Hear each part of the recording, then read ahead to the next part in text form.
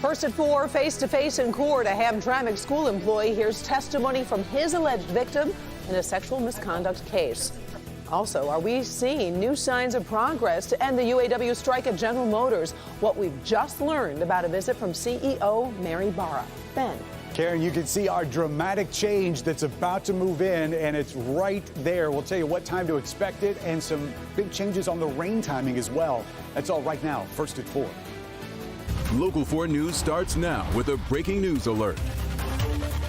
Good afternoon, I'm Karen Drew. Breaking news on day 25 of the UAW strike against General Motors. Local 4 has learned General Motors CEO Mary Barra stopped by the negotiations for an hour yesterday. Then the negotiating subcommittees continued meeting until 3 a.m., talking much later than usual.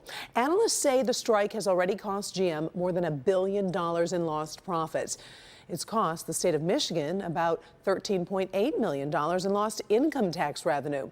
Business editor Rob Maloney working the story, and he'll have a live update for us new at 5. Well, this Hamtramck school employee accused of sexual assault against a student was in court this afternoon. Ibrahim Al-Hahim is charged with 2 counts of first-degree criminal sexual conduct. He's accused of sexually assaulting a mentally disabled Oakland International Academy student. The alleged assault happened during school hours in a school parking lot last month. For the first time, we're hearing from the victim, who describes his emotions after he says he was assaulted. I was shaking in fear, shaking in fear. I was so scared, it's hard for me to move. Shortly after that, the victim asked for questions to stop, and the judge allowed the hearing to end. The hearing is expected to continue, though, next week. Moving to Dearborn, where 2 teenagers accused of robbing and killing a woman are in court. 14-year-old Demario Dismuke of Detroit and 17-year-old Jamal Filson of Highland Park are charged with the murder of 29-year-old Saja Al-Janabi. Dismuke and Filson are also accused of robbing a woman and shooting a man that same night. We'll have an update from court tonight at 5:30. Today, the White House has confirmed the man responsible for building the Christmas Day underwear bomb is dead. Ibrahim al-Asir was actually killed by U.S. forces in Yemen about 2 years ago, but the news was just made public today. The senior al-Qaeda bomb maker is credited for making miniaturized bombs that could make it past most airport security. Now, one of those bombs was worn by Umar Farouk Abdul-Muttalib on a 2009 flight to Detroit. Now, thankfully, it failed to detonate. Abdul-Muttalib is currently serving 4 life sentences in prison. You know the saying, all good things must come to an end, but not yet. It's another beautiful day, so let's check in with meteorologist Ben Bailey. Oh, gorgeous, Ben. Yeah, look at it, Karen. I mean, it's fantastic out there. Do have a little bit more cloud cover than we had yesterday, but the temperature's slightly warmer. We're at 71 right now at Metro, and of course that is above average. Just a little bit of a breeze. It's not all that bad. Tomorrow will be the warmest of the forecast. Unfortunately, it does look like that rain is going to be coming in earlier than planned. Rest of the evening looks fantastic. Mainly clear, temperatures sliding through the 60s. We do have another cool night, but we'll talk rain timing and also the cooler numbers expected for the weekend, how long they're going to be around. All that coming up in a few minutes. Karen. Thank you, Ben. International backlash is growing at this hour, and so is the death toll as Turkey continues its attack on northern Syria. Today, Turkish forces went further into Syria, unleashing troops on the ground and in the air. They're attacking a longtime U.S. ally, the Kurds, just days after President Trump pulled back U.S. forces from the area. Kimberly Gill in the newsroom with the escalating fight. Kim. Hi, Karen. Good afternoon. Turkey's president says 109 people have been killed since the operation began yesterday.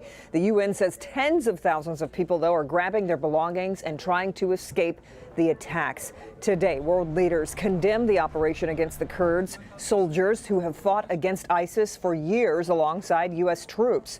Leaders from Egypt, Israel, and Japan, along with the European Union and United Nations, are calling for an end to Turkey's military action. Several countries say they are concerned the attacks may lead to a resurgence of ISIS. Today, a Kurdish politician said a prison that houses ISIS members was bombed and prisoners may have escaped. She called on President Trump to step in. We call on Trump, instead of leaving us and opening the way for Turkey to attack us, to play a role to find a political solution and dialogue for a political solution. Yeah. Well, the president is doubling down on his rationale for pulling troops out of Syria, saying he's trying to end costly wars. In a tweet today, he wrote in part, quote, "Some want us to send tens of thousands of soldiers to the area and start a new war all over again. Turkey is a member of NATO. Others say stay out, let the Kurds fight their own battles. I say hit Turkey very hard financially and with sanctions if they don't play by the rules," end quote. And the president also has said he does not endorse the attacks, but even some of his most loyal supporters in Congress are warning that this could make it tougher to protect America. Karen, there's much more to come on this. We'll have an update at 5, and we'll continue to monitor it for you. Until then, we'll send it back to you in the studio. All right. Thank you, Kim. Now, there is a new spotlight today on Rudy Giuliani, President Trump's personal attorney. 2 businessmen connected to Giuliani and the Ukraine investigation have been arrested. Lev Parnas and Igor Fruman have been charged with federal campaign violations after giving $325,000 to a group supporting the president's re-election. Giuliani has previously said the men worked with him trying to get Ukraine to investigate former Vice President Joe Biden and his son Hunter. Here, the 2 men are seen with the president's son, Donald Trump Jr. The 2 men are charged with conspiracy, making false statements to the Federal Election Commission, as well as falsification of records. Now, our coverage of those arrests and what they could mean for Giuliani and President Trump will continue when you join us tonight at 5. It's been a heartbreaking few weeks for this teenager's family after an asthma attack put him on life support. 24 hours ago, Bobby's mother hoped to move him to another state for treatment and care, but she's just learned some devastating news. Paula Tutman just spoke with Bobby's mother and joins us now with what's happening here. Paula? Hi, Karen. Yeah, this is developing. This family has certainly been through a roller coaster for almost a month. Today, the twists and turns so perilous that they plunged this family into immediate sadness. 14-year-old Bobby Reyes remains on life support, declared brain dead September 25th. His mother has been fighting to keep him plugged into the machines that keep him alive. Today she had hope, but only briefly, in the way of a facility called Allegiant Healthcare in Phoenix. Not a hospital, but a Medicare and Medicaid-approved facility that offers what it calls post-acute medically complex health care. Dr. Wooden out of Phoenix, it's Allegiant Healthcare. They accepted Bobby. They said they will take him. We've called every place in the country. Everybody told us no. He looked at like all the 1,000 pages of Bobby's medical records and said, yes, we will accept him. On its website, the facility says it's a short-term, long-term, and permanent care facility.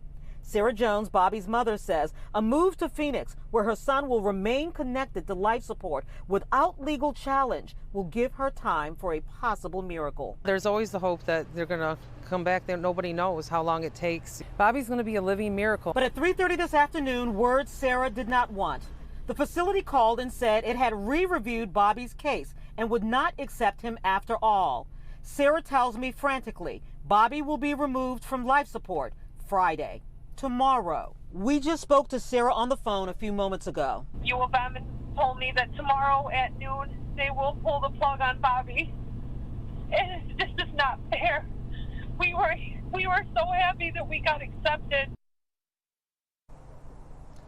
So Sarah tells me that her attorney is going to try to file another injunction for yet another stay in hopes they can keep Bobby on life support, trying to find yet another facility that might accept him. I did communicate with Michigan Medicine University of Michigan. They are trying to work on a statement.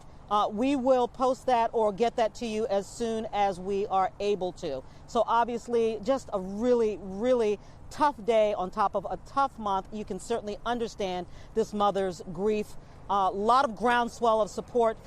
People who didn't even know this family, didn't even know them, have tried to support them. And this is just simply a sad day. No winners here. You know, Paula, I think when a lot of families hear the word asthma attack and something like this that could be a result, obviously so frightening. Tell us a little bit more about his past in terms of his asthma and why this was so critical for him. Well, he was on an inhaler and he had an asthmatic episode.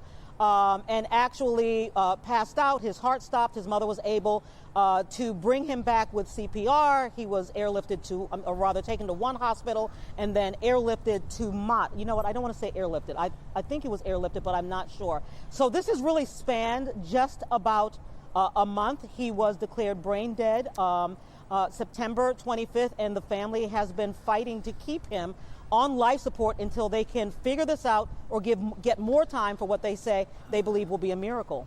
Well, I assume that this story is going to continue to change hour by hour as we approach that deadline tomorrow. I know you'll stay on top of it, and we'll be checking back with you. Thank you, Paula. Still ahead, first at 4, are you letting your favorite stores talk you into a credit card mistake? We'll have a Help Me Hank alert later in the newscast. And winter's wrath arrives before Halloween. We're tracking a historic storm, and we'll feel the impact here, but not like this, so do not worry. Dr. McGeorge in studio. Hey, Karen, it's one of those moments that one family will never forget. They were enjoying a homecoming parade until something went horribly wrong. To feel so useless as a mother was the most terrifying thing in my life. I'll have the story of the cheerleader, the toddler she saved, and a grateful mother. That's all next. A local student is